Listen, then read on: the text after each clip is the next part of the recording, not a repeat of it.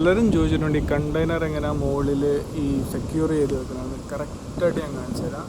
ഇതാ കണ്ടില്ലേ, ഈ ഒരു ഹോള് കണ്ടില്ലേ, അതിന് രണ്ടിനും ഇടയിൽ ഒരു ചെറിയ ഒരു ഗ്യാപ്പുണ്ട്. ആ ഗ്യാപ്പിനുള്ളിൽ നമ്മളൊരു ലോക്ക് ഇടും, ട്വിസ്റ്റ് ലോക്ക് എന്ന് പറയും. ആ ട്വിസ്റ്റ് ലോക്ക് നമ്മൾ അതിന് ഇടയ്ക്ക് വെച്ചിട്ടുണ്ടാവും. എല്ലാത്തിലും ഉണ്ടാവും, ഇവിടെ എല്ലാത്തിലും ഉണ്ടാവും. കണ്ടല്ലേ, ട്വിസ്റ്റ് ലോക്ക് ഉണ്ടാകും. പിന്നെ ട്വിസ്റ്റ് ലോക്ക് കഴിഞ്ഞിട്ടാണ് നമ്മൾ ഈ ഒരു പോർഷൻ വരുന്നത്. ഈ ഒരു പോർഷൻ നമ്മൾ കണ്ടെയ്നറിൻ്റെ ഒരു സൈഡിലും മറ്റേ പോർഷൻ നമ്മുടെ ഷിപ്പിൻ്റെ ഒരു ടേൺ ബക്കിൾ ഉണ്ടാവും. ടേൺ ബക്കിളും കൂടെ കൊടുത്തിട്ട് രണ്ട് ക്രോസ് ഉണ്ടല്ലേ, അങ്ങനെ ക്രോസ് ചെയ്തിട്ടാണെങ്കിൽ ഈ കണ്ടെയ്നർ അവിടുന്ന് അനങ്ങില്ല. ഇത് നമുക്ക് എന്തിനാണ് ഉപകരിക്കുന്നതെന്ന് വെച്ചിട്ടുണ്ടെങ്കിൽ, നമ്മളിപ്പോൾ ഇപ്പം നല്ല നൈസ് വെതറാണ്, വലിയ റഫ് സീ ഒന്നുമല്ല.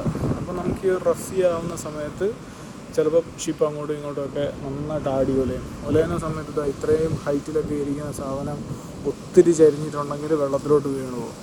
അങ്ങനെ വെള്ളത്തിൽ പോകാതിരിക്കാൻ വേണ്ടിയിട്ടാണ് ഓരോ കണ്ടെയ്നറും നമ്മൾ സെക്യൂർ ചെയ്തിട്ട് ലാഷ് ചെയ്ത് വെക്കുന്നത്. അതിന് വേണ്ടിയിട്ടാണ് നമ്മൾ ഈ പറയുന്ന സാധനങ്ങളൊക്കെ ഉപയോഗിക്കുക.